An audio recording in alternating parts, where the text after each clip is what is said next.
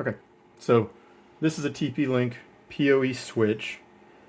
This is the PoE indicator that says we actually have power being supplied to port 2, which is this port, and that power is going down the cable back into the PoE extractor.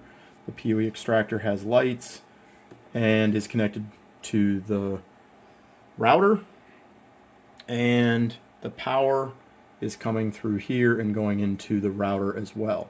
I had to get some separation cables so that I could extract the power, so I could have access to the power.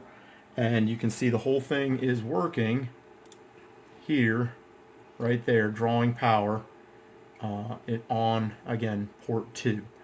So the way I was able to trick it on was by using a 330 ohm resistor across the power terminals, and that basically loads the PoE extractor and then tells it to do the handshake with the PoE switch.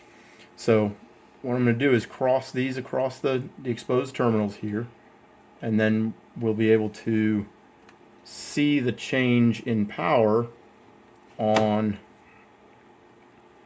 the screen. So we're pulling about 9.3,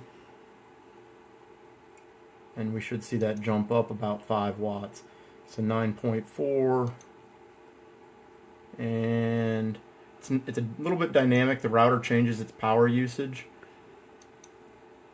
so we just got to keep refreshing to see what the power is. And then when I disconnect the resistor, so we had between 9.3, 9.5, and now we're down to 8.9. Probably see, yeah, 8.9. So you actually see the power go away when the resistor is removed from the circuit. As you can see, the router is on. What happens when I just power cycle it without the resistor, there's a power button here in the back. I'm going to turn it off, and we can see the PoE goes to 0. No power. Now I try to turn it back on, and it's just going to give me some little blippy lights, very light blips. The PoE extractor is not handshaking with the PoE switch because this is not drawing enough power. And when we look here on the screen for PoE, we're not actually getting any power. So what I do is I cross again the power here, and then the router starts up. So the PoE switch was able to handshake. We see the PoE light is on, and we see the router is picking up. And then when we refresh on the PoE switch, we see that it's drawing power.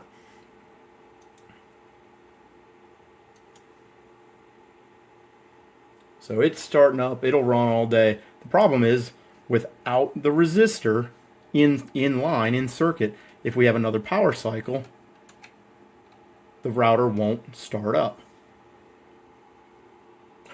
Oddly enough, it just started up. The PoE switch must not have given it a long enough time off.